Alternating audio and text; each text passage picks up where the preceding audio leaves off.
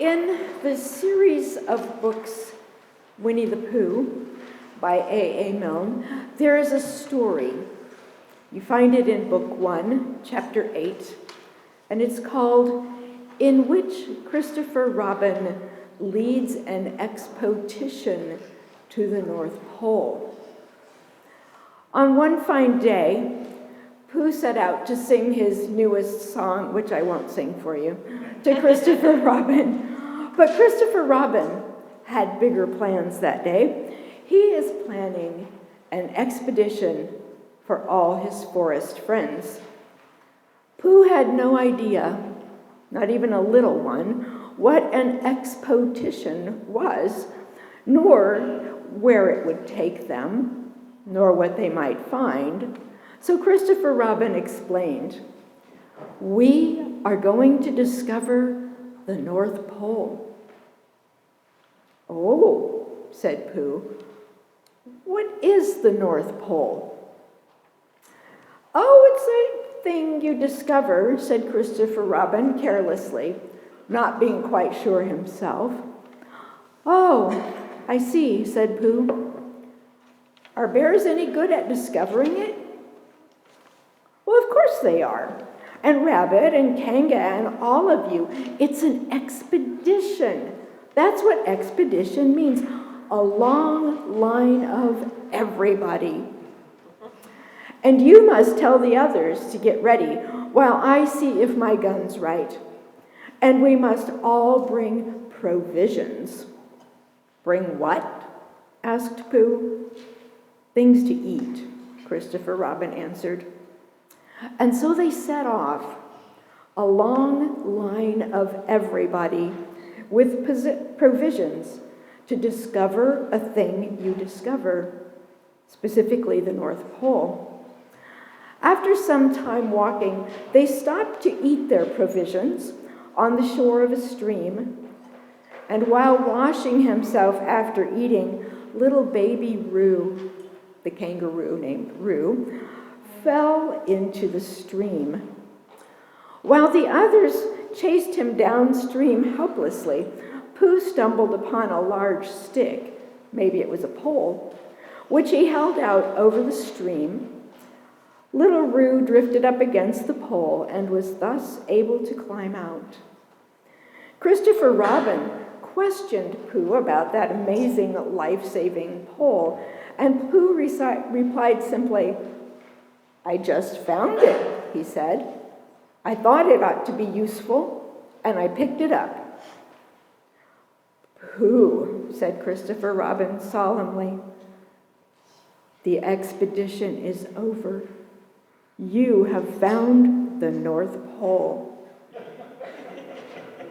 "Oh," said Pooh, and that was that. In a similar manner, we begin the second full week of our annual Lenten Expotiton. Yes, we do. Jesus sets out uphill one morning with a long line of everybody being Peter, James, and John. They were off to discover a thing you discover, the North Pole maybe, or something equally mysterious. I often wonder as I think about this story how much clatter and chaos must have gone on among Peter, James, and John as they scrambled uphill behind Jesus. These three men were the noisemakers among the disciples, the ones who questioned and challenged and fussed over things, chief among them, Peter. Peter may best be described as an ever-churning mind, bursting with ideas that just sort of tumble out of his mouth. All of them interesting, not all of them well-timed.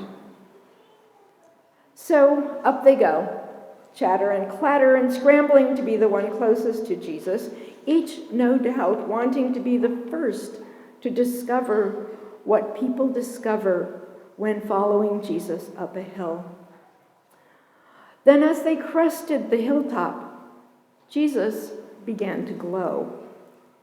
That was enough to raise eyebrows on those three disciples, no doubt. But before they had blinked, the vision multiplied. There were the figures of Moses and Elijah in the guise of something bright and dazzling on the hilltop. Now, I don't know whether or not Jesus knew that this was going to happen at the top of the mountain. I like to think he was surprised as anybody, because he was human. He was human. And don't we all deserve a pleasant, thrilling surprise when we reach a mountaintop? I think we do. So let's say Jesus was surprised, even though he was a participant in this vision. Let's say the whole long line of everybody was surprised. All of them, even flabbergasted. Don't you love that word? Flabbergasted. We don't use that much. We should. We should use that word more because it's a pretty awesome word. So let's say they were just completely flabbergasted. Under the circumstances, I think I would be happy to remain standing upright. I have a problem with that anyway. And to keep my balance while I was staring in complete disbelief at what I was seeing. But Peter, the word tumbler, had an idea, a plan of action. Not a good one necessarily, but it was an idea. "It is good for us to be here," he proclaims, and surely it was good to be there. "I could build little dwelling places for each of you," said Peter. And I wonder, what would that be? I imagine little A-frames, complete with viewing windows, so that everyone forever in a long orderly line could climb on up that mountain and discover what Peter, James, and John had discovered on their morning expotition with Jesus. Wouldn't that be fun? Walk up the mountain and there they are. We'll never know, though, what lovely or lopsided details Peter may have tacked on to his big idea, nor what Jesus' response to that plan might have been. Because while Peter was still babbling on about building little A-frames, God, who appeared neatly tucked in a bright cloud, interrupted to claim that this dazzling Jesus was the beloved one, God's beloved, God's Son. And it was that voice making that claim that knocked Peter and his companions to the ground, face first, into the dust of the mountaintop. If we're to take our story at face value, between the dazzle and the dust, little or no time passed. As soon as the disciples fell to the ground, Jesus was there, kneeling beside them, touching them, his very human presence, soothing their very human fears. There was no more dazzle, only dust and compassion. "Get up," he said, "and do not be afraid." It wasn't a demand, really. It was more like permission, a signal that there is nothing amiss, nothing at all that should be unexpected on that mountaintop. Just a common walk, a long line of everybody, discovering again the God who is always and everywhere there to be discovered. Really, God's presence is as common as long sticks by the side of a stream, as ever present and steady and important and hard to pin down as the North Pole. And that was that. God, right where God ought to be, doing surprising things. I looked up the definition of transfiguration this week. It's a normal word, you know. It can be used in other ways. And it has normal meanings. It has a root and a prefix. It has a verb form and a noun form, and it can even become an adjective. It means something about being changed in appearance. It implies that the change makes something more beautiful, or it reveals the spiritual nature of a thing. One of the sentences, you know how in dictionaries I always put sentences, use this word in a sentence, please. So one of the sentences with this definition was, in this light, the junk undergoes a transfiguration. It shines. So maybe Jesus standing there, dazzling, was a trick of light. Maybe it was blinding sunlight and the disciples could only see this glare. And maybe it was shrubbery taking on the appearance of ancient prophets. I suppose that could happen, but I don't think so. The Jewish people had a centuries-long history of God popping up in one form or another as they walked along ordinary paths. They had long heard God's voice in comforting gardens, in forbidding wilderness places, in dreams, and in wide-awake moments. No doubt, we in this room have seen and heard God in our lives.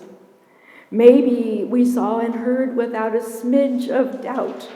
What a gift. Maybe we've been left wondering for half of our lives, was that God or was that too much sunlight? Maybe we've passed through those moments of God appearing to us blissfully unaware. But it has happened to everyone sitting here, and it continues to happen because God does what God does. God does presence. God does being with you. That's what God does. All the stories we've read this morning tell us about journeys and miracles, about where we go and how we discover God in new places. They remind us that we can't plan ahead, can't bring the just right provisions to capture that glimpse of God that we'll discover. Not because the discovery will be too brief or too odd or too frightening, but simply because there is no container, no form of media, no style of architecture that could ever do justice to a miracle. Abram and his long line of everybody trod miles across the deserts and foreign landscapes. No doubt they witnessed God again and again in the sights and the sounds and the events of those miles. They witnessed God in stars and in sand, and even later on in the form of angels eating and drinking under a tree. All the twists and turns of their journey have long been blown over by ancient winds, but we still have their story, and we can still see what they saw. Our psalm today reflects a particular moment in another uphill journey, God's people walking up the hillside to worship God. This song of ascent, poetry, a psalm, written to be sung by the people as they set out on their journey upward, brings a recognition that the miracle that is God, brings recognition of the miracle that is God into the very journey up the mountaintop. God isn't only at the top, God is on the path. God may be found in the dazzling sunshine and in the uncountable stars, but God, according to our psalmist, is also the shade that shields us from the sun when it becomes too dazzling for comfort, like right now.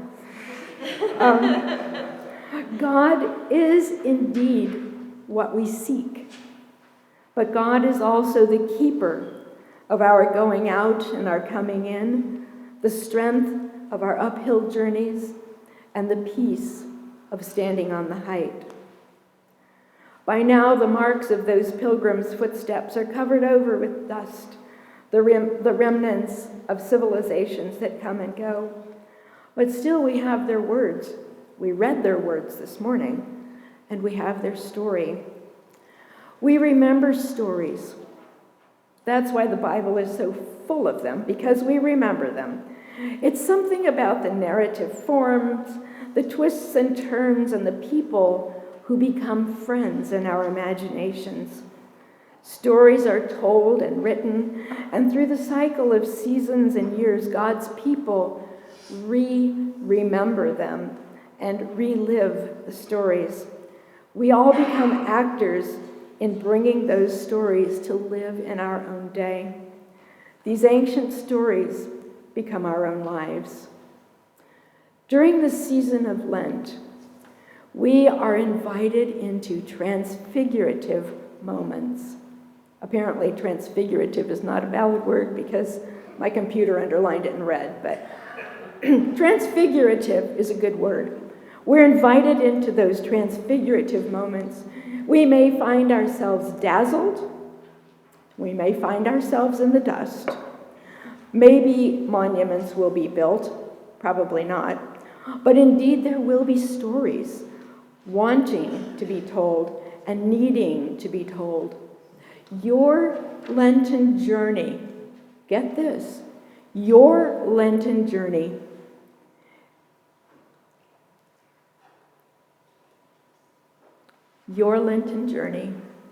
is most likely a legend because God will appear to you.